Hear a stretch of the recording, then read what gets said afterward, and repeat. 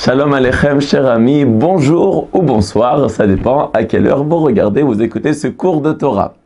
Extraordinaire. Nous avons cette semaine Parashat Chayei Sarah. Encore une paracha dans le Sefer Bereshit, remplie de moussar, remplie de leçons de la vie.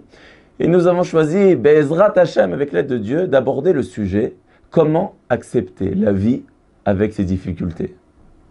Alors, la Torah commence dans cette parashat Chayei Sarah avec ce verset Vayeyu Chayei Sarah me'a shana v'al p'tichumash ve'eschrim shana ve'sheva shanim shene Chayei Sarah.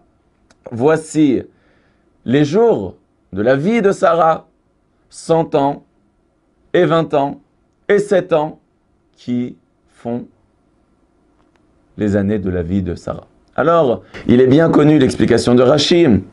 Pourquoi y a-t-il besoin de séparer 100 ans et 20 ans et 7 ans? Alors Rachid expliquait l'omar lecha shekol echad nidrash leatzmo bat mea ke bat eschrim lechet. Chaque partie doit être compris en soi-même. C'est-à-dire, à 100 ans, elle était comme à 20 ans par rapport à la faute. On le sait que dans le judaïsme, à partir de 20 ans, il n'y a pas de punition du ciel pour une personne dans ce monde jusqu'à l'âge de 20 ans. À 100 ans, elle était comme à 20 ans, elle n'avait pas fauté. Et à 20 ans, elle était belle comme à 7 ans. Et après, pourquoi on répète à nouveau Shene Chayei Sarah? Voici les années de Sarah. On l'a déjà dit. Vayeyu Chayei Sarah. Rachid de nous dire Kulan Shavin Letova. C'est-à-dire que toutes ces années étaient comparées et comparables au niveau, c'était des belles années.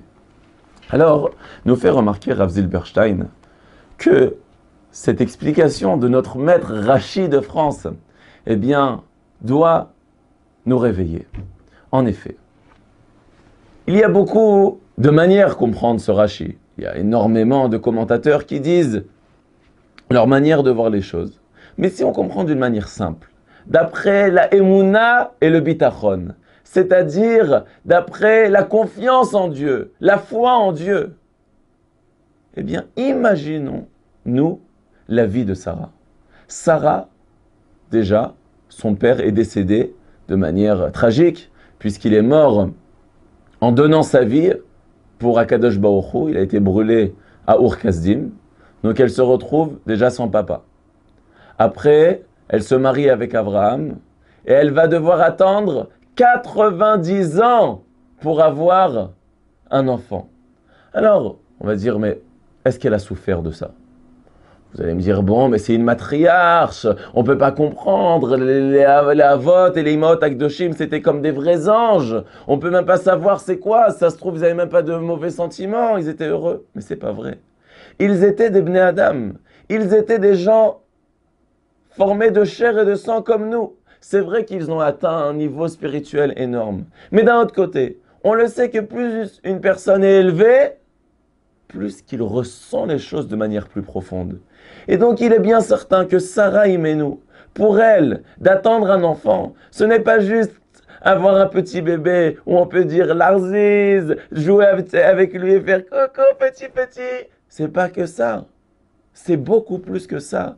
Elle voit la suite du message de son mari, de son message, de toute leur vie sacrifiée pour justement diffuser le nom de Dieu à travers le monde. Et elle voit qu'elle veut continuation. Elle veut une descendance qui continue ça. Elle veut Zerach el Kayama. Zerach el Kayama, c'est-à-dire une descendance. Eh bien, ce n'est pas quelque chose juste de matériel d'avoir un enfant, mais elle voit tout l'avenir du peuple juif. Donc il est certain que sa souffrance était encore beaucoup plus grande, peut-être, qu'une autre personne. Sarah Imenou, elle attend 90 ans pour avoir un enfant.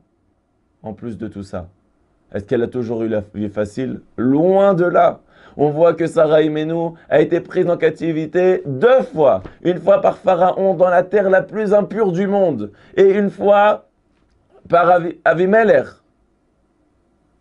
Elle, cette femme qui était une des plus belles femmes du monde, il y en a 4 plus belles femmes du monde. Et comme je le dis toujours, c'est qui la 5e? Eh bien pour vous messieurs, c'est votre femme. Votre femme doit être la plus belle femme du monde. Mais En tout cas, nos chazal, nos sages nous disent qu'elle faisait partie d'une des 4 plus belles femmes du monde. Et elle donnait toute sa vie pour la tzniout, pour enseigner la Torah, tout ça. Et elle a eu des grandes difficultés. Et avec tout ça, alors c'est vrai que Baruch Hashem, elle a eu le plaisir d'avoir cet enfant, Yitzhak Avinu. Mais n'oublions pas que dans son désespoir, elle a même donné sa servante, Hagar, pour se joindre à Avraham Avinu et concevoir et avoir cet enfant Yishmaël. Ça devait être difficile pour elle. On voit bien même que Hagar s'est moquée d'elle. Elle lui a dit, regarde, t'es pas une vraie tzadékette. Toi, ça fait des années que tu vis avec ton mari, t'as pas une fois un enfant. Moi, dès la première relation avec Avraham, j'ai déjà eu un enfant. Elle s'est moquée d'elle. Alors on le sait très bien que c'est l'inverse, parce que Akadosh Baruch Hu ne voulait pas que Avraham Avinu reste longtemps avec Hagar, donc il a fait que dès la première relation, elle est tombée enceinte. Alors qu'Akadosh Baruch Hu avait du nachat de cette relation extraordinaire de sainteté, où on sait toute la Gdusha qu'il y a dans le Bayit HaYehudi, toute cette sainteté dans la maison et le foyer juif, eh bien, il fallait avoir, comme dit mon maître Rav Kastenstein, napa achar napa, c'est vraiment jusqu'à arriver à cette pureté de Yitzhak Avinu. Mais en tout cas, on voit bien toutes les grandes difficultés qu'a passé Sarah. Des moments de bonheur, certes, mais des moments aussi de souffrance, des moments d'espérance. Et avec tout ça, nos sages nous disent Kulan Shavin Netova. Pour elle, toutes ces années étaient égales. C'était des belles années. Comment est-ce possible? Comment une femme qui a souffert tellement dans sa vie peut dire tout ça, c'était des belles années? Eh bien, comme nous l'explique Rav Zilberstein, quelqu'un qui vit avec cette émouna et ce bitachon, que le kol maï de avid rachamana l'etavavid, tout ce que Akadosh Baruch Hu fait pour le bien, eh bien, elle a vu que chaque moment de la vie pouvait être des fois une épreuve, mais qui aide à monter, à se dépasser au niveau spirituel. Et pour elle, même si c'était peut-être un peu amer, mais elle sentait qu'il y avait du bien caché d'après tout ça. Et elle avait raison. Car on voit que jusqu'à maintenant, on invoque le mérite de nos Imaot Akdoshot. Et finalement, elle a été récompensée avec Yitzhak, qui est le père, bien sûr, de tout le Ham Israël. Nous sommes tous descendants, Baruch Hashem. Donc on voit que Kulan Shavin Netova. Et j'ai vu que Rabbi Zushem et Anipoli, le célèbre Rab Zouché, eh bien, dit comment elle est arrivée à ça? Parce qu'elle disait toujours Gamzu letova, Gamzu letova. Tout ceci est pour le bien. Et c'est comme ça que ces tzadikim, même avec les moments pas toujours faciles de la vie, eh bien, on regardait leur vie comme des moments de bonheur. Ça, c'est quelque chose de très très beau.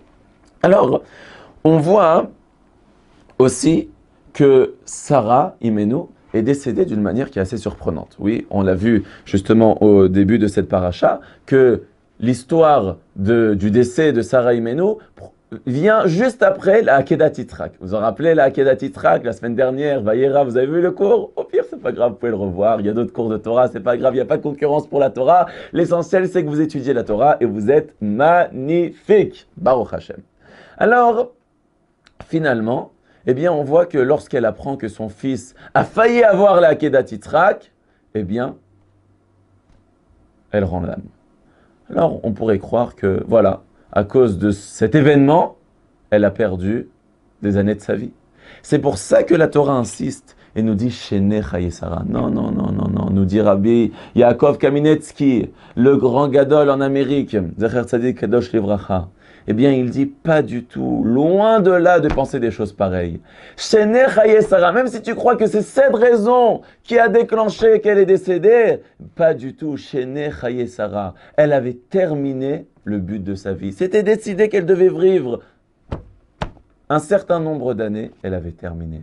Et on voit justement qu'on ne perd pas de faire la Vodat Hashem. Ce qu'on a dit dans le cours de la semaine dernière, Parashat Vayera, on ne perd pas de faire une mitzvah. Et on voit justement une histoire incroyable racontée par le Rav Zilberstein, Shlita, pour nous montrer qu'on ne perd jamais de faire la Vodat Hashem. En effet, c'est l'histoire d'un Avrer, on appelle communément en français un kollelman, un monsieur qui étudie la Torah toute la journée dans un kollel. Et voilà que son fils vient de terminer la Yeshiva Ktana, donc la petite Yeshiva, de l'âge de 14 ans à 17 ans. Il va rentrer maintenant dans la Yeshiva Gdola. Donc c'est l'école talmudique supérieure, si vous voulez. Et voilà que c'est les vacances, Ben Azmanim, et le père et son fils décident de partir à Jérusalem. Maintenant, il y a un bus organisé qui va partir à Jérusalem. Et pour justement avoir ce bus, il faut se lever très tôt. Et voici que le père décide avec son fils de prier au Netz. Netz, ça veut dire au moment du lever du soleil. Donc c'est très tôt, ça peut être des fois à 5 heures du matin où la prière commence. Et voilà qu'ils décident de faire la prière ensemble.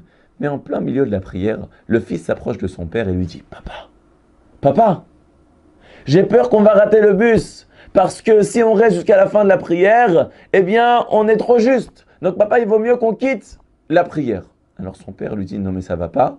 Je me suis pas levé tellement tôt le matin pour rater Amen Yeshme Rabbah, pour rater les parties du Kaddish, pour répondre Amen, etc. Je reste jusqu'à la fin de la prière. Et advienne que pourra, plutôt Hachem aidera.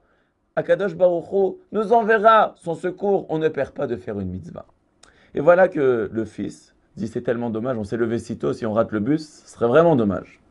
Alors, on sait très bien que pour les jeunes, c'est pas toujours facile de se lever le matin tôt, même pour les moins jeunes. Donc, finalement, voilà qu'il reste jusqu'à la fin de l'office, mais ce n'est pas terminé là, et s'approche tout d'un coup un jeune du fils de cette personne, donc de notre personne qu'on aime bien, là, qu'on raconte l'histoire, de ce jeune homme. Et il commence à lui parler pendant 5 minutes, et après, voici que le père et son fils courent pour attraper le bus. Alors, Baruch Hashem, c'est vrai qu'ils étaient un tout petit peu en retard, mais le bus les a attendus, bien que le bus était complet et que tous les voyageurs avaient dit, ça n'y a pas besoin de les attendre. Mais il y a eu un miracle, c'est que le conducteur, je ne sais pas pour quelle raison, parce qu'Akadosh Baruch Hu l'avait décidé bien sûr, eh bien a dit non, vaut mieux attendre. Et ils ont eu le temps d'avoir le bus. Donc déjà on voit qu'on ne perd pas d'une mitzvah. Mais plus que ça. Le père demande alors à son fils dans l'autobus, il lui dit, mais c'était qui ce jeune homme qui t'a parlé ? Il lui dit, papa, écoute ça, c'est incroyable. Tu sais que je dois rentrer dans quelques jours dans la Yeshiva Gdola, mais je n'ai pas encore de chavruta, je n'ai pas de compagnon d'études.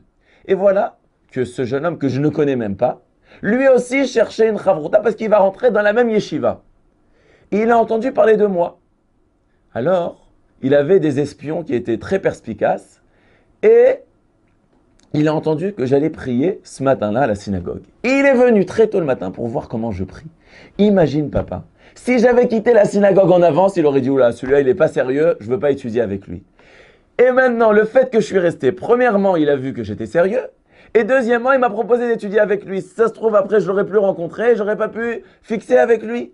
Et voilà que j'ai fixé avec lui, regarde, j'ai tout gagné. Alors c'est sûr que dans la vie, c'est pas toujours si simple. Des fois, on va faire des efforts et on voit pas tout de suite que ça a marché. On a fait une mitzvah et on a l'impression qu'on a perdu. C'est vrai, c'est pas toujours abracadabra et hop, c'est gagné. Oui, mais il faut savoir que tôt ou tard, Akadosh Baruch Hu récompensera ceux qui sont restés assidus et qui ont été ceux qui ont tenu à respecter la Torah comme il le faut. Bien sûr, il y a des fois des exceptions, des fois il faudra, oui, quitter la synagogue en avance. Il y a beaucoup de cas de figure, il faut savoir demander à son rave. Dans chaque cas, je ne viens pas donner une halakha précise, mais de savoir que, dans la globalité, eh bien, celui qui fait la volonté d'Akadosh Baruch Hu sera récompensé. Donc on voit que même si ce n'est pas toujours facile, eh bien, mes chers amis, il faut savoir qu'Akadosh Baruch Hu est là. Et Akadosh Baruch Hu donnera des grandes bénédictions. On voit aussi ce sujet plus loin, tout au bout de la paracha, dans le Shishi, dans la 6e montée, où la Torah raconte que Avraham Avinu, à la fin de sa vie, retrouve Ketura, c'est-à-dire qu'il épouse Ketura. Qui est Ketura ? Rashi de nous expliquer Rashi, entre parenthèses. Vous vous rendez compte, c'est qui Rashi ? Rashi, c'est le maître à penser, le numéro 1 des explications sur toute la Torah, et aussi sur la Gemara. Vous vous rendez compte que Rashi était français. Ça veut dire que chacun d'entre nous, même si on n'est pas au niveau de Rashi, eh bien, doit avoir confiance en lui, que même si on est français et on parle la même langue que Rashi, on peut devenir quelqu'un de grand, qui peut être un exemple pour tout le Ham Israël et pour toute l'humanité. Ça, c'est la petite parenthèse. Mais en tout cas, Rashi nous dit, qui est Ketura ? C'est Hagar, c'est la même. Et donc, Avraham Avinu épouse à nouveau Hagar, et il a de nombreux enfants, Zimran, Yakshan, Medan, Midian, Yishbak, Shuar, et Yakshan, il a eu Sheva, Dedan, et les enfants de Dedan, Ashurim, Letushim, Ulohimim, etc. Il est écrit dans les paroles des Mefarshim, oui, que à ce moment-là, Ketura avait de la gava, elle avait de l'orgueil. Elle a dit, ouais, moi je suis quelqu'un de bien et tout. Vous vous rendez compte, Avraham, il m'épouse à nouveau. Et à cause de ça, elle a eu des enfants qui sont mal sortis. Tous ces enfants qu'on parle, Yakshan, Sheva, Dedan, eh bien, les Mefarshim nous disent, ils étaient Kotsim, Bezouyim, Veshfelim, Beyoter. C'était des gens que malheureusement, ils ne sont pas arrivés très loin. Ils étaient des gens très bas, très très bas. D'un autre côté, on voit que lors de la première relation avec Abraham Avinu, où elle a eu Ishmaël, Ishmaël a mérité d'avoir 12 princes qui vont sortir de lui, et on sait qu'à la fin des temps, et déjà dans la Torah, Ishmaël fait Teshuvah. C'est-à-dire qu'à la fin de sa vie, Ishmaël revient vers Akadosh Baruch Hu, et comme on dit qu'à la fin des temps, il y aura le shalom entre Israël et Ishmaël, et que Ishmaël reviendra justement dans le chemin justement de la paix et du Hémet. Alors, Hagar, lorsqu'elle souffre, a un enfant Ishmaël qui à la fin devient bien. Alors que lorsque tout va bien, eh bien, elle a des enfants qui sortent mal. Ça ne veut rien dire, Chas v'Shalom. Il peut y avoir des gens qui sont magnifiques et qui sont très bien et qui ont des enfants qui sortent bien. Chas v'Shalom, est-ce qu'on souhaite à chacun d'avoir que des enfants extraordinaires? Ce n'est pas des comparaisons. Mais la seule chose qu'on voit encore une fois, c'est que ce n'est pas parce que la vie elle est facile que tout va bien. C'est d'Afka par les difficultés qu'elle a peut-être mérité d'avoir cet enfant qui reviendra dans le chemin de la Torah. Alors de nos jours, comme nous fait remarquer le Rav Zilberstein, eh bien, on ne vit pas les difficultés de l'époque. On n'a pas besoin de donner notre vie sur le bûcher, oui, pour prouver qu'on est juif, chas v'shalom, ou pour justement vivre dans la peur et vivre dans le moment où on doit donner notre vie pour accomplir la Torah et les mitzvot. Dieu merci, nous vivons dans une ère qui est beaucoup plus agréable. Mais finalement, la seule difficulté qu'on a de nos jours, c'est de savoir s'attacher à la religion, même quand c'est pas toujours facile. Et ça, vous pouvez tous le confirmer. Des fois, d'aller à la synagogue, c'est pas évident. Des fois, d'écouter un cours de Torah. Des fois, de rester honnête dans le travail. D'éduquer nos enfants avec des vraies valeurs où il y a tellement de maboule autour avec tout ce qui se passe autour que Dieu préserve dans Internet, les iPhones et toutes les catastrophes dans les médias, la télévision. Il y a tellement de manières de dévier de nos jours, que de rester attaché à les valeurs, c'est pas toujours facile. Et la Torah vient te dire que même si ta vie, tu comprends pas toujours, c'est pas facile, tu as des difficultés, eh bien ne baisse pas les bras, ne baisse pas les bras, même si la vie elle est difficile, sache que de ça viendra des grandes choses. Et on voit que, je me permettrai de rajouter, comme nos sages nous le font remarquer, Yaakov Avinu a passé de grandes épreuves dans sa vie. Abraham, Yitzhak, Yaakov. Yaakov, il a été chez Lavan, il a souffert de Esav, il n'a pas eu la femme qu'il voulait au début, et après Yosef, il a été envoyé en Égypte, il n'a pas de nouvelles de lui pendant des années, pas un an ou deux, pendant 22 ans. Mais la Torah, elle raconte pendant des parachiotes entières. Mais lorsque tout va bien chez Yaakov Avinu à la fin, quand il est en Égypte, avec son fils Yosef, avec tous ses enfants, il est à Goshen, c'est l'opulence, tout va bien. La Torah, elle raconte même pas. Les 17 années de bonheur, de sérénité de Yaakov Avinu, la Torah, elle raconte pas.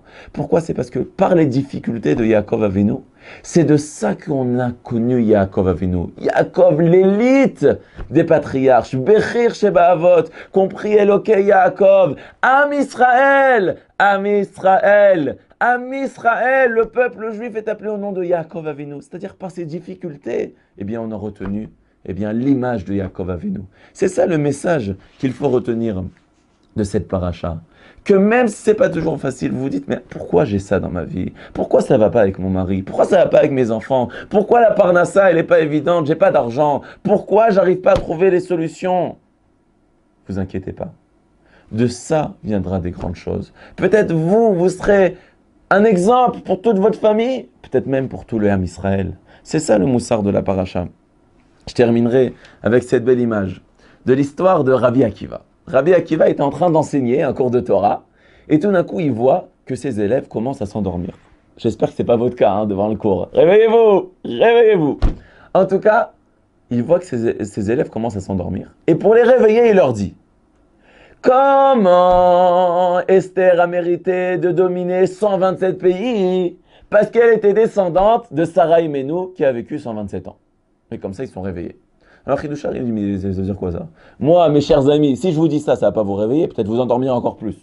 D'accord? On me raconte qu'il y a beaucoup de personnes qui écoutent ces cours de Torah dans leur lit, avant de s'endormir. Alors, Laila Tov, n'oubliez pas, Kriyat Shema à la Mita. Si vous êtes en voyage, vous êtes dans la voiture, faites attention à la conduite. Et si, mesdames, comme beaucoup d'entre vous me racontent que vous êtes en train de faire le Shabbat, vous êtes en train de cuire, n'oubliez pas vos chalotes dans le four pour pas qu'elles brûlent. Ne dites pas que c'est la faute de Vertenschlag qu'elles sont devenues toutes noires. Chazak ou Baruch, de n'importe quelle manière vous écoutez ce cours de Torah, que vous soyez bénis. Je suis fier de vous. Vous êtes exemplaires. Baruch Hashem. En tout cas, qu'est-ce que ça veut dire qu'il leur a raconté cette histoire et comme ça ils sont réveillés? En quoi ça les a réveillés? Le Chidush Harim nous dit un message extraordinaire. Sarah Imenu a vécu 127 ans. Par rapport à 127 ans de la vie de Sarah Imenu, sa descendante Esther Amalka va dominer 127 pays. Alors, ça veut dire pour chaque année de vie de Sarah, elle a mérité un pays. Alors, pour chaque mois, elle a mérité une ville. Et pour chaque jour, peut-être un village. Les deux Alpes, dans la montagne. Sainte-Pierre-la-Paluche. Moi, je ne sais pas quoi, quel village. Mais alors, pour chaque heure de sa vie, elle a mérité peut-être un quartier, peut-être des rues. C'est ça qu'il a voulu réveiller, Rabbi Akiva. Ne dormez pas. Regardez Sarah Imenu, chaque heure de sa vie, elle a pu réussir à avoir le mérite que sa descendante va dominer sur une rue, sur un quartier. Chaque heure, c'est un autre quartier. Donc regardez comment il faut profiter de la vie. Et même si ce n'est pas toujours facile, Akadosh Baruch Hu enverra toutes les brachot pour ça et vous verrez que de ça sortira le bien. Alors, on souhaite bien sûr, Bezrat Hashem, que la vie soit toujours agréable, qu'il y a toujours des bonnes nouvelles et le fait d'avoir étudié ça, il n'y aura pas de mauvaises choses, Bezrat Hashem. Mais en tout cas, d'ici d'apprendre que dans tous les cas, vous aurez que des bénédictions. Vous m'excusez que je n'ai pas cité tout le monde cette semaine parce que je n'ai pas encore reçu les commentaires. C'est pas grave, Bezrat Hashem, Bli Neder la semaine prochaine. Mais j'en profite pour souhaiter quand même un grand Mazal Tov à la famille Sidelski, qui suivent avec assiduité ces cours de Torah pour les fiançailles de leur fils Yaakov avec mademoiselle Biton, Shie Beit Neeman ve Israël, Shem Ultifaret. Mes chers amis, Shabbat Shalom depuis Yerushalayim, Chazak à vous tous et Bezrat Hashem, rendez-vous pour un prochain cours. Je suis pressé, Bezrat Hashem, Shabbat Shalom depuis Yerushalayim.